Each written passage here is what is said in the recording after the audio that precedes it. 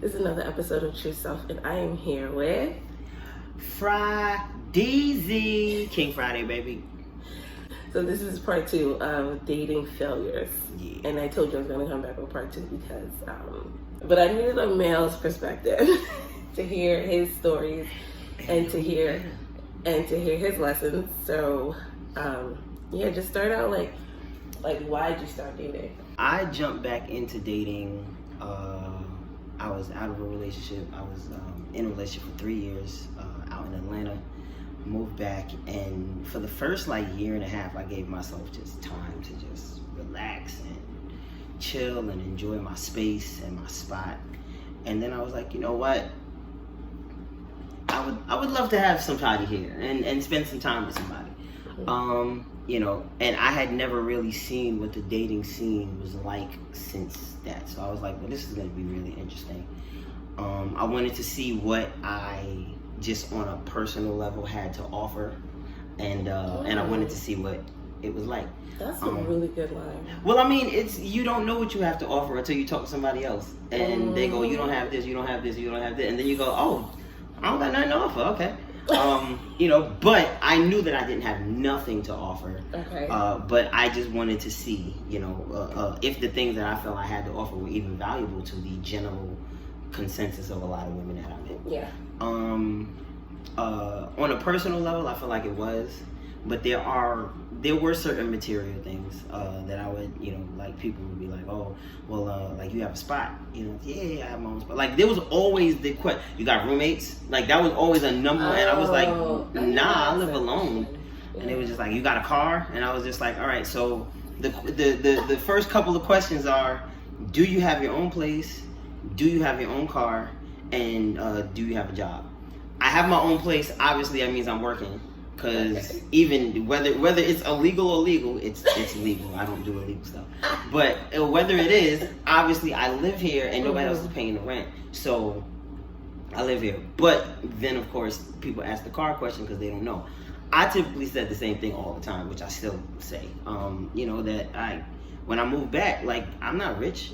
We all middle class out here. Most of us are lower class, or lower middle class. But I had to choose. Mm-hmm. All right, cool. So I can either get a roommate and then get a car, or I can get a space by myself, which I know I desperately need.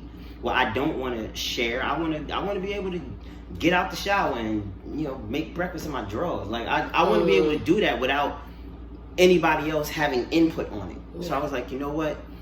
Until I can make enough money where I can have multiple things, I have to choose, and I'm willing to choose this because this is going to give me the peace that I want. So I'm focused on that. That's why I choose him to talk to. Yeah. Like your first date back? Ooh, the first date was a crash and burn. Wow. Okay. I typically, around our age, we ain't gotta go there, but I typically don't really go a lot younger. I try to keep it in a 5-year span at max. Now it's changed a little bit. You go a little bit lower. I get a little bit lower. Most of it now for me, I won't go under 30. Okay. Not I won't go under, but it takes a lot for me to go under 30. Okay. First time I came back, I met up with this girl. She was 27, and I was just like, you was iffy about it. And I said, you know what? Let's just do it. So we met up. We had some good conversations. So I was just like, we met up. We went by the by the water, in out here in Jersey City. If you go lower downtown, a big area is by the water, by the is that the Hudson River or the East River? One of the other. But we were over there and we're walking, but she just kept making these older jokes, you're older than me, older. And after a while, I was like, you're making this really uncomfortable. You said something? Yeah. Okay. I was like, yo, at first I you know me. So at first I said something kind of on a jocular level to make it funny, so that it don't become a moment. And then I said something again, still kind of ha ha ha, I chill. And then after a while, I was like, all right, I was like, is there I was like, do you feel weird about this? And she was like, nah, it's just something. And I was like, well, it feels like you feel weird because you keep bringing it up like this is a thing. Yeah. I was like, if it's not a thing, then chill. Like, let's just, you know what I mean? And when people make jokes all the time, I do be like, so is there a problem? Yeah. Like, I say something. It feels like it because it's just like, look, you can either be factual and just say, hey, look, like this makes me feel weird, but I'm going for it. And then both of y'all have to try to get past it. Or you can pretend like there's nothing wrong, but then consistently make remarks as if there's something wrong. So by the end of that, I was just like, yeah, like we left. She was dumb late too. Oh, like those are the worst ones. dumb. Like, and I don't mind people being late. I need that to be understood. I just had a conversation with somebody else a couple days ago. You know, we had a whole conversation about lateness and the depth of it, and if it has roots in white supremacy and all this stuff, like timeliness and all that. It was a crazy conversation. It was really good. Oh my God. Wild conversation. I talked about how in the first part I talked about a lot of the dates that showed up late. But this is my thing. My concept with it is like you can't press people to be on a specific time all the time. But on the same token, you almost have to like I believe in giving people grace. I believe in a major grace period when it comes to time. Yes. I believe in that. I give you that. I'm not even. The funny thing is, you would actually never agree with the amount of time that I'm willing to give somebody. Because I'll wait. I don't got no problem with it because anything can happen. I don't know what happened. There could be major traffic. You could have learned something, and it's just like, yo, like you were supposed to meet me a while ago, and it's like, yo, like something happened with my mom. I be trying to give people a lot of opportunity. I waited an hour. I waited. This girl was about an hour, maybe like an hour 15 minutes. Okay. I'm sitting there like a goofy with freaking flowers just sitting on the side like with flowers. Flowers and all. I always, almost all the time, I have a first date. It's flowers from the get go. I don't understand how you say this. Sorry. I mean, well, flowers? I can tell you. I can tell you on a regular level because people are a lot of women are very vocal. Okay. To shorten it. Because they don't, because a lot of So a lot. It's not that serious to a lot of women, but it's very serious to a whole lot of women. Okay. There was a girl I matched with. Matter of fact, it was a little bit after I had first jumped back into it. I matched with her. I went downstairs to the gym, not downstairs, upstairs. I went over to the gym. We're like she's hitting me back every like couple of seconds. So I was like, oh, this is like a deep and I sent her, I guess, something whenever, and she matched with me like 6 something in the morning. So I was like, oh, she's up, she's probably getting ready for work, whatever like that. I was working just the evening job, so I was just like, I got mad time in the morning, so I was like, let me just go go upstairs, go to the gym, do what I gotta do. And I'm in the gym, and we going back and forth. And then she says something, and I just say, hey, look, I just don't want there to be any weirdness. A lot of women don't seem to pay attention to everything on a bio, so I just want to put it out there. I'm 5'4". I don't know how you feel about that. And then I waited for a response. I looked, I didn't see, like any response, so I'm working out. I go back, and I open up the convo, and it's gone. Shit. And I was just like, oh, man. All right. I'm used to it though. Like that's a regular thing for me. But so, you put your actual height on your bio though. 100%. Okay, people just don't be lying. I know a lot of niggas be lying. This is always gonna be my thing. I think at least, I can't speak for all short men, but I would assume if I'm thinking logically, if you are really a short guy, and I'm talking short like me, like again, like if you under 5'6", there's no real benefit to lying. Because it's going to 100% come out the minute y'all see each other. There might be a dude that could lie and be like, yo, if he's like 5'7", he's like, yo, I'm really like 5'9". Like, he might be able to kind of get away with it. Because I always say take 2 inches off if they say they 5'7" or 5'9". The taller that you get, at least to me, the less it matters. But also the harder it kind of is to really tell. But the shorter that you are, it's way more easy to tell. And people always, just as a short person, people always assume, to be honest, that you're shorter than you are anyway, that you say you are. Yeah. Which is weird. Like, I'll be like, I'm 5'4", and people will stand next to me. No, you're not. And I was like, nigga, I've been 5'4" since I was like 18. Like, I stopped growing. Like, trust me when I tell you this. And then I'll take out my license. and be like, oh, you see, I said that I was 5'4". Anybody could say that. You could say anything you want at the DMV. And I was like, I mean, Is that true? You can, Oh, but yeah. it also has to be a reason. I can't be standing there.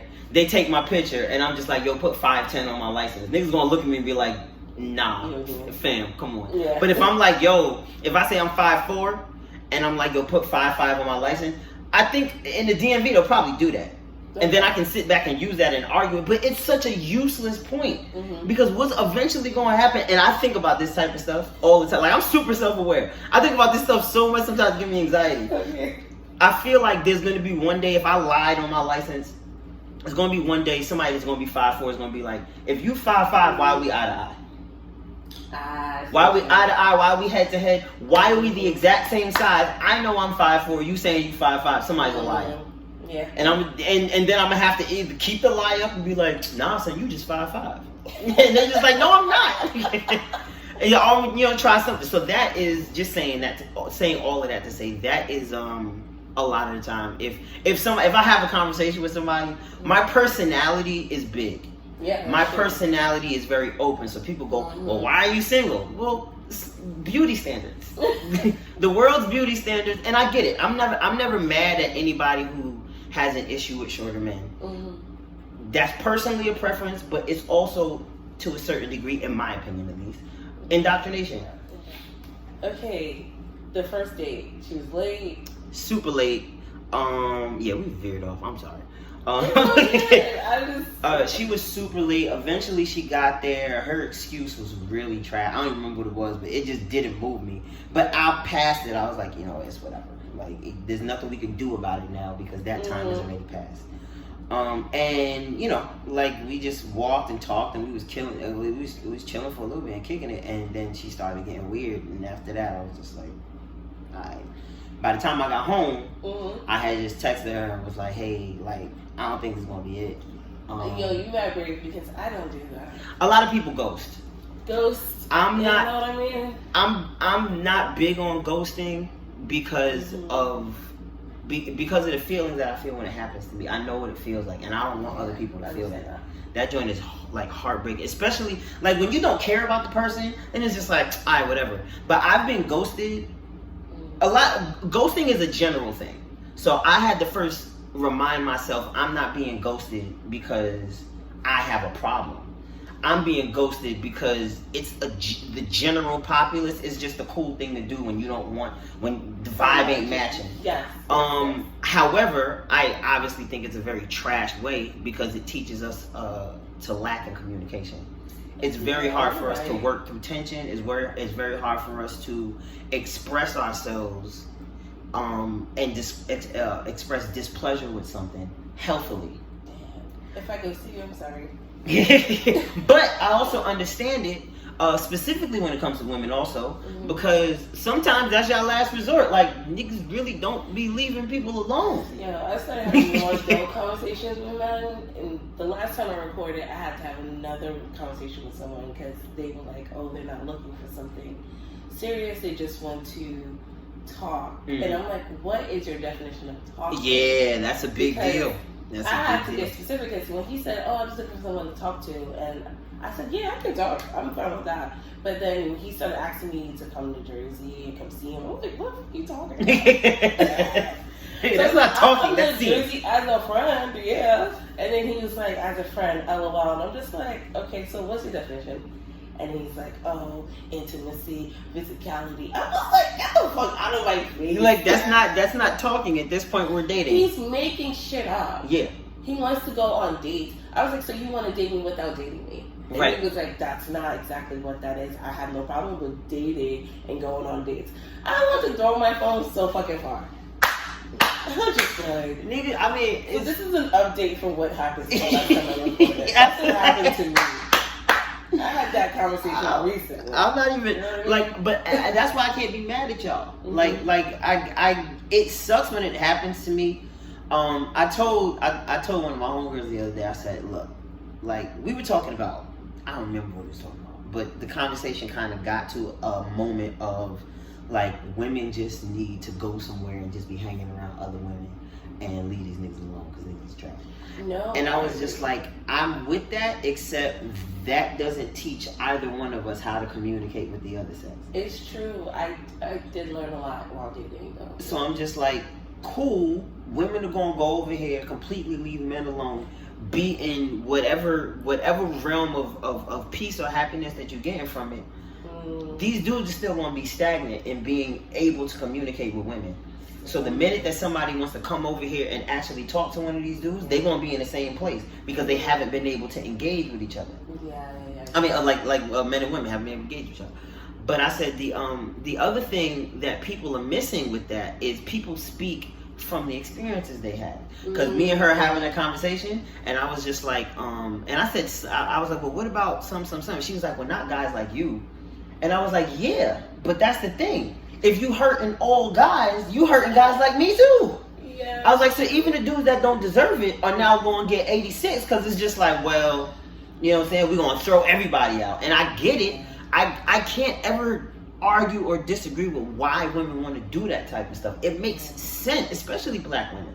Like, it makes sense. We are notoriously known for mistreating black women. We've done it through music, through art, through movies, through literature, all of this for years. Then on top of that, it started to get, at least to me, it was a rise, and let's say it wasn't happening before, but there's been a heavy rise in it in like the past like 20, 30 years of like the most dangerous person to a black woman is a black man she's intimate with. So then it's just like, like y'all making it real hard for niggas. I ain't never put my hands on a woman ever in my life. There's never been one time that any woman can ever say they've heard me refer to her as a bitch or a hoe or nothing. I don't do none of that. Like I can't do that and look my mother in the face. I don't feel that. You was right. So because of all of that, I'm just like, all right, cool. You know, I got my own spot. I make sure if something go wrong, like the job that I was at that closed, I always make sure I got money coming in. There's never going to be a time if there's a roof over my head and I'm the person in charge of that, I'm not getting kicked out of my apartment. So I'm going to do what I got to do without selling drugs to make sure that I'm okay, or selling my body to make sure that I'm doing what I got to do. Not to shame people who sell their body. I need to make sure that people understand. Ain't nothing wrong if you want to get into sex work. Just not for me. Everything just gotta have disclaimers now, bro. Like I ain't trying to get tossed out for nothing, bro. But no, like so because of all of that, I look at it and I say it's fine, and I understand if there has to be some kind of a reaction that women have so that these dudes understand there's a lot of things that aren't right. But just know that, because when me and my homegirl was having that conversation, she was just like, well, not guys like you. I was like, I need you to understand. I was like, you think I'm a good man because you know me. I was like, this girl over here that got hurt, that don't know me from Adam, only see this is just another nigga to her. Yeah. So I'm gonna be like, I could potentially be just as disrespectful as the last dude that disrespected her. So she has no reason to approach me. Is different from being in a relationship. Absolutely. Now, mind you, this is also this friend that I'm talking. This is my ex-girlfriend. Oh yeah. Yeah. So this is my friend that also, like, we were together. This is so long story. I don't know if I ever told you the story. I told you this story. I think so. Yeah. You know what I'm saying? Broke up, went back to being friends. I talked to her about my dates. I talked to her about all that. She talked to me about her dates. Y'all gonna get married? No, we not. Like, we don't want the same things. Damn, okay. Like, it ain't no disrespect to her, but we don't want the same things. Okay. Like, the reason that we broke up is because I wanted a family. Yeah. I wanted to get married, and she's just like, yo, I don't think I want that stuff anymore. Yeah. And she told me, she said, the worst thing for me to do is to get married to you, have kids with you, and then wake up one day and not want any of that. She was like, you don't deserve that. Yeah, and I told her, and I was like, you don't deserve being stuck. Like, well, I can't wake up every single day and be the nigga that stuck you with a life that you don't want. That's crazy to me. I just realized that's what happens to a lot of people. That's a whole other conversation. I ain't gonna put all the business out there, but that just happened to my boy. For real? Him and his wife, they have 4 children. His wife just got up and left. Just got up and left. And there's a possibility she for real if she didn't just disappear. No, she went back to, I'm not gonna say where she came from, because niggas people gonna be able to piece it together. But she went back and was just like, yo, like, I'm not happy. And just left. And I was just like, that's a wild experience, because it's different if it was just like, yo, we've only been married for like a year or 2 years. That's still trash, because it's like you really didn't think about it. But like, they have more than a decade together in marriage, and they got 4 kids. So I'm sitting back going, y'all got a family, and y'all got an extensive marriage. That doesn't make me fearful of ever trying to get married. But that definitely makes me say, I need to know that the person that I'm with is with this. They want the same thing that I want, which is again why that's the only reason why I have such a hard pass response to somebody like, yo, you and your ex-girl. I'm just like, bro, we don't want the same things. And we value the friendship that we have so much. I trust that girl with my life, and she trusts me with her life. Like, that's the homie for, like, that's not even home, that's family to me. Which is why I've also expressed that to other women. Like, hey, just so you know, I have a very, very strong friendship with my ex-girlfriend. She has to be really secure to accept that. There was a girl that was really secure with that. Okay, we need to get to who you actually took serious recently or something. Ooh, I dated a girl that so, what'd you learn from the first date from that girl, the 27-year-old? To not go out with no 27-year-olds. To not go out with any more 27. But no, that's not real. That, you know, I mean, that might be true. That might not be true. I don't know. I don't give them a chance. So I don't even know if there's another 27-year-old, because a chick be like, if she'll match with me or throw me a like, and I see that she's like 27, 28, I'm just like, this probably ain't gonna be it. Maybe not. I could be wrong. You could be. But, you know, and I always keep that door open, that I could be wrong. But there's just a high likelihood. Like, my brain is in a different space.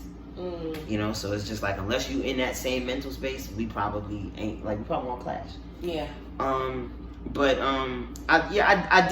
Overall, I just learned, like, hey, make sure that you really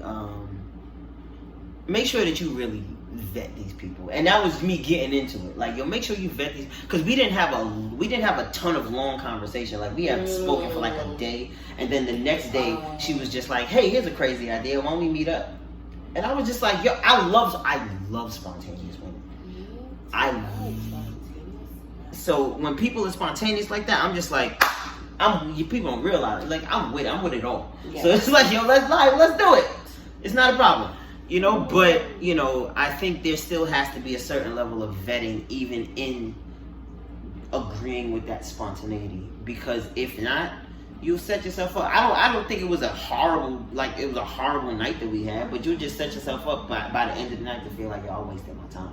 Yeah. And I could have literally taken that time and given it to somebody else who was for real, as opposed to wasting my time talking to this chick. I feel like when we're dating, we find that one, like, date that you're like, okay, I feel like this could work. Yeah. But then the other person ain't feeling it. Yeah. And have you had that experience? Yes. I've had that happen twice, actually. It was actually the second date that I started going on. I went out on a date, and at first it was a little weird. Our communication was already a little weird. If anybody knows me that has my number, that texts with me, or even on Instagram, like, I text like I talk. I sent multiple messages. Like, just back to back. And this chick was just like, yo, that's a lot. And I was just like, oh, I just thought we was having a conversation.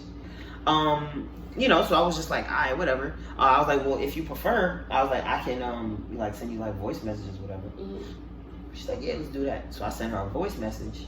I sent her one voice message. It was like 2 minutes, because I was just I was talking. And then another one that was like a minute, and she was just like, yo, like, that's a lot. And I was like, what? I was like, yo, what kind of conversations do you have? But I didn't even want to put it on her, so I was just like, yo, maybe I just talk too much. Like, I know I do. I already know I do. So, you know, just talk too much. So because I know I talk too much already, it's just a very good possibility. I'm just like, but I also, it's hard for me to hold myself accountable for talking too much, because most people say that they want conversation. Yeah. So it's just like, well, you telling me that you want conversation, and I'm trying to make sure that we having a balanced conversation, but now I'm expressing myself, and you just like, yo, you talking too much. It's like, all right, but we somehow got past that. Went on a date. It was a really nice date. Although she kept doing too much of the like. This younger generation. I was just like, oh my god, I'm not about to date no old head.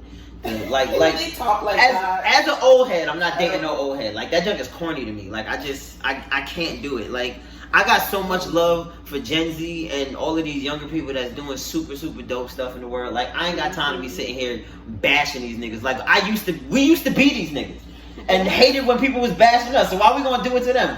I like that junk is whack. Y'all niggas need to get over these ugly cycles that y'all just consistently perpetuating. But whatever, like I got past that. I was like, whatever. We sitting here, we chilling, we talking, we enjoying ourselves. The next day I text her and I just thank her for a good time. And she was just like, well, you don't have to thank me. And I was just like, it's an odd response as opposed to just like, you're welcome. Girl, let's stop doing the most. So I said, oh nah, me not thinking it's me trying to de-escalate what could potentially be a weird combo. I was just like, well, no, I was just saying thank you because for me time is a really big deal. Right. So if somebody gives me their time, I appreciate it. It's the only resource we have that we can't get back. So I'm thanking you because you gave me some of your time and you didn't have to. And she was just like, I mean, but it ain't that deep. Like, you know, I text like now I'm texting this girl. Sorry. I'm texting this girl and I just got showered doing my whole like facial skincare routine and everything like that, right? And I text my homegirl, my ex-girlfriend, and I texted her, I said, yo, is this a weird response? And I just like screenshot and she was like, yo, stop talking to this girl. Word. And I was like, what? And she was like, yo, she was like, trust me. She was like, this girl doesn't understand you. She was like, I can tell. She was like, I can tell from y'all conversation she doesn't understand you. So you learned that, like...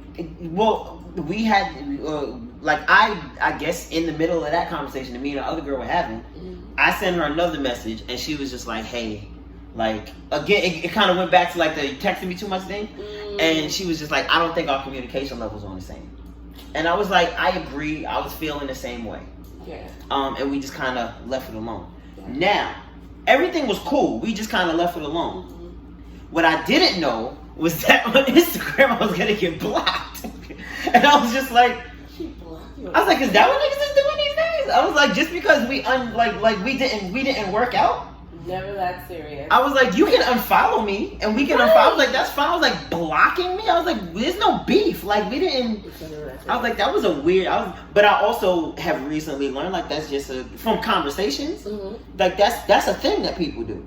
Like, after they stop messing with each other, let me just block this nigga. And I'm just like, why does everybody do this? This is really weird. Okay, I did block someone, but it's just that joint just be giving me like niggas got detachment issues kind of thing. Like I need to detach from you, so let me do it in the healthiest way possible.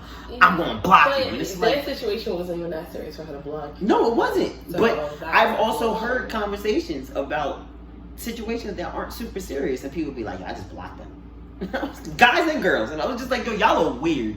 Like y'all are mad weird. Y'all niggas gotta get past that. I blocked one dude because I just felt like I didn't want to hear what kind of explanation he had coming up. And it's different if somebody does something that's just trash. Yeah. And then you try to make it work somehow, whatever, and then you just get, like it don't work. And you just like, you know what, I need to completely cut myself off from this person. I don't want this person to have access to me. That's different. And maybe she did it on some preemptive stuff. Maybe she thought I was going to take it badly. So because I was going to take it badly because she rejected me. She probably had a bad experience before. It's possible. Maybe, and I left it open. I ain't feeling the type of way. I actually see her a bunch of times on Hinge again, like pop up. Like you never like unmatched or said I met her? No, we did. We did. And you still see them? Because sometimes you can, if you get off of Hinge and then redo your profile, it comes back up again. I'm deleting my. Wait, I paused my shit. Like you can still see my profile, but it's like. But I think she did because her location is also different.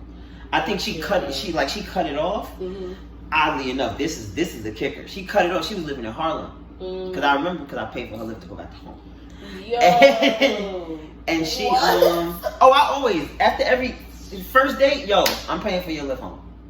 100%. That's but look at this. Well, watch this though. She comes back. I see her. Where does she live? Jersey City. I said, oh. She moved here? I said, shorty, you out your mind. You not gonna be down the block from me. And I'm not blocked. I mean, I might be blocked on Instagram. I'm not blocked on Hinge. I should match. But I'm not gonna do that. That's weird. I wouldn't do that. But it was mad funny. But that was her. The second girl. Okay, so I think this is gonna be part two parts, because I didn't realize we would have so much to talk about. So there you go. Click.